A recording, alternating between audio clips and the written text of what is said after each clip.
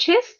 Le damos una cordial bienvenida al psicólogo, ¿no? De antemano le agradecemos por su presencia y su participación en esta entrevista, ¿no? El propósito de esta entrevista es conocer un poquito más sobre la experiencia laboral, sobre la observación y la entrevista dentro de la práctica clínica, ¿no? Para empezar, quisiéramos conocer un poquito más sobre usted, psicólogo. Gracias en primer lugar por la invitación. Bueno, yo soy el licenciado Luis Cosillo, soy de trabajo en el de salud, en Policlínico de Puente Piedra.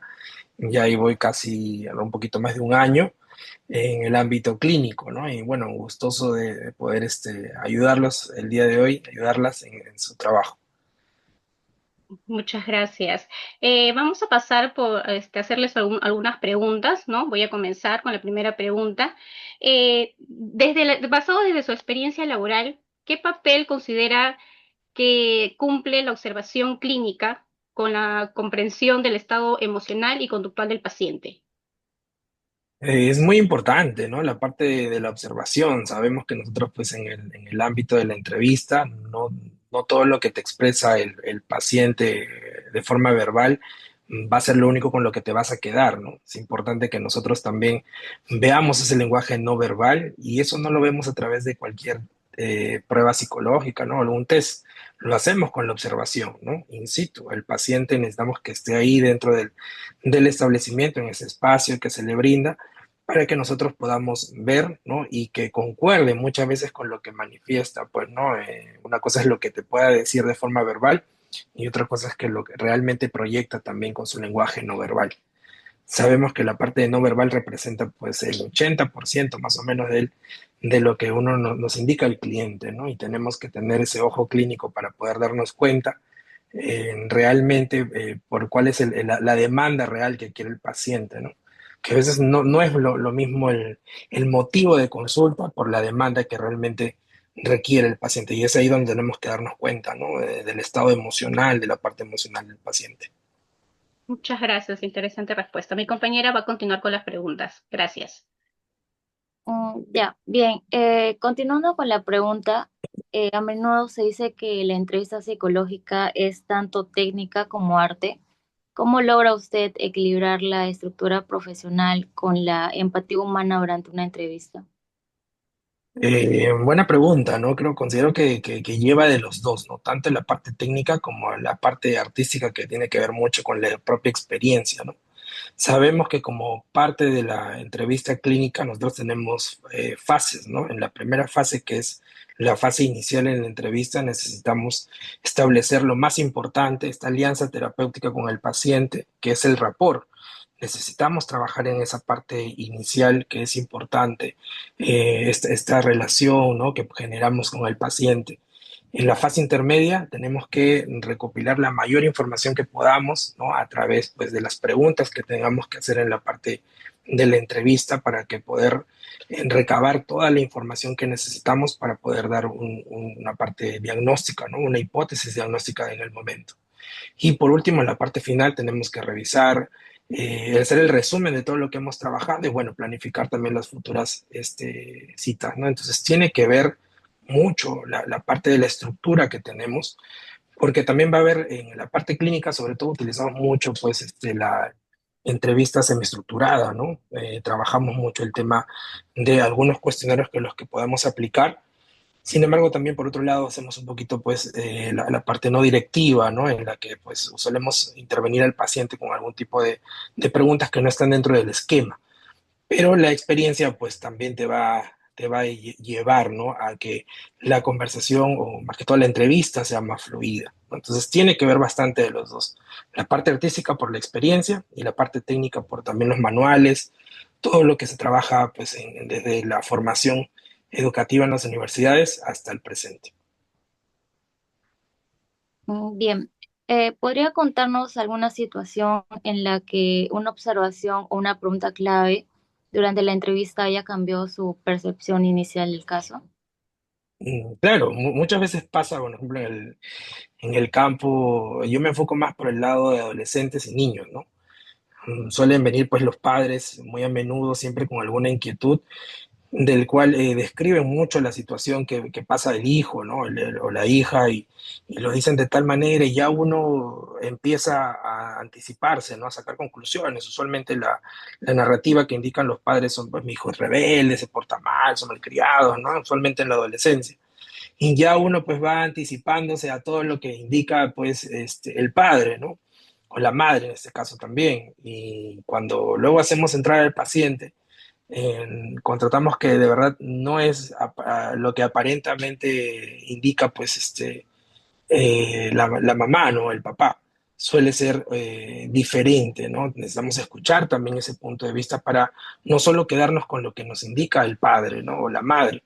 Tenemos que saber escuchar a ambas partes, ¿no? También saber en qué momento vamos a tener a los dos pacientes ahí mismo o en qué momento también es bueno separarlos, porque necesitamos escuchar a lo que primero indica o lo que refieren los padres, pero no necesariamente con lo que indican significa que es lo único que nos vamos a quedar.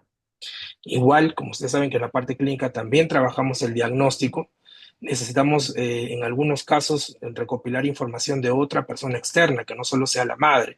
Muchas veces aplicamos algunos cuestionarios o test que requieren la información de los propios profesores o tutores que están dentro del ámbito escolar.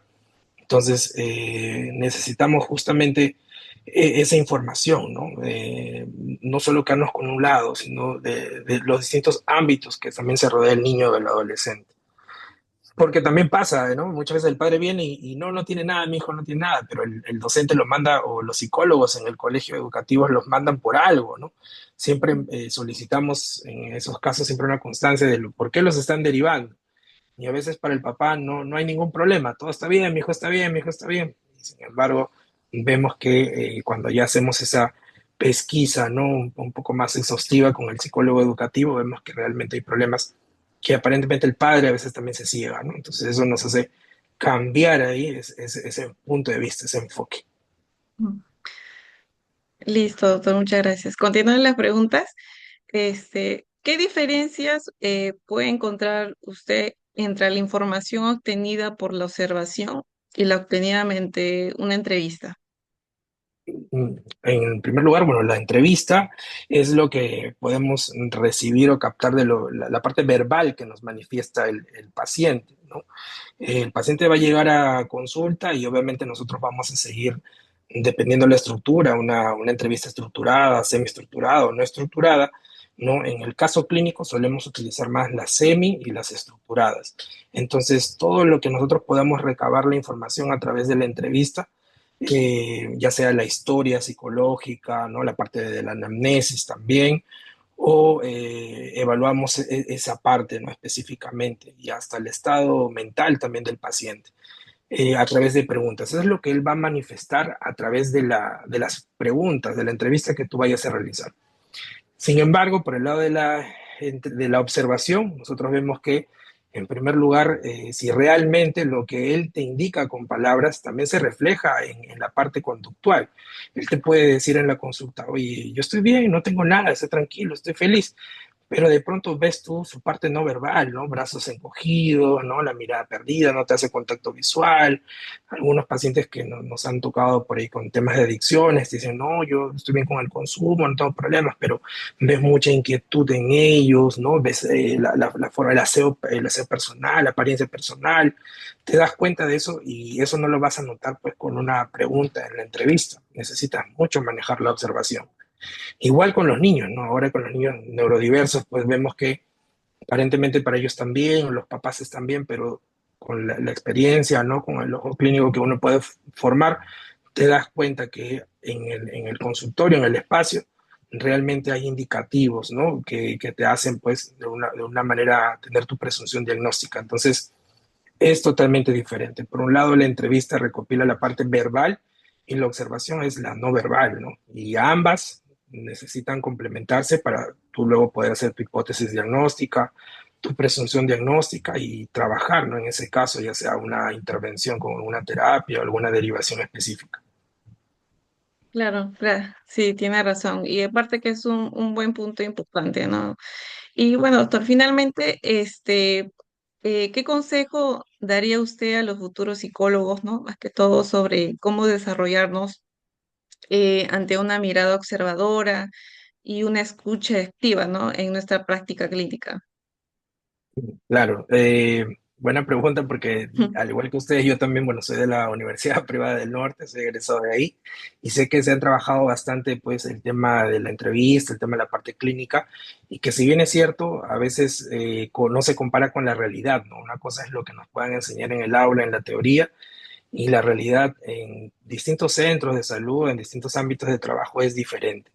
Yo le sugeriría a los futuros pues, psicólogos, ¿no? Que bastante lean, siguen leyendo bastante la información, tenemos manuales que nos ayudan bastante a seguir estudiando más a profundidad.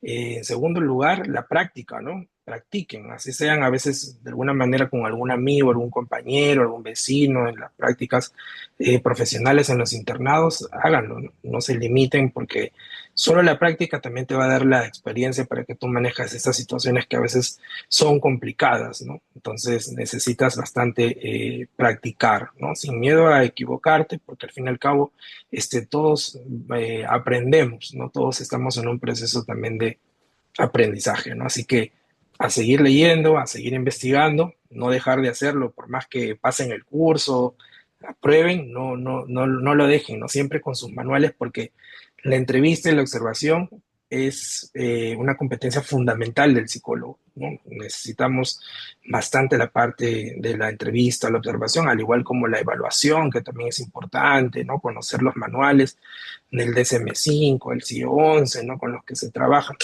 Entonces es importante que lo tengan ahí siempre claro, ¿no? Entonces, insisto en que hay que estudiar, investigar, leer y cada uno ya dentro de su experiencia va a ir formando sus propias técnicas, ¿no? Sus propias preguntas, sus propias entrevistas guiadas, ¿no? Estructuradas y ya poco a poco ya la propia experiencia los va a guiar de esa manera. Sí, muchas gracias más bien por sus palabras, más que todo de ánimo, para, pues, para que todo también nosotros como estudiantes más vamos a ponerlo, ¿no? Para que prácticamente en práctica nuestra carrera. Muchas gracias, doctor. La verdad que agradecemos sinceramente al doctor Alex por su tiempo y por compartir también con nosotras sus conocimientos, ¿no? Espero que su respuesta nos pueda permitir a nosotras comprender mejor la relevancia de la observación y la entrevista, ¿no? Como herramientas esenciales para el ejercicio de la psicología. Nuevamente, muchas gracias, doctor. Gracias por su tiempo.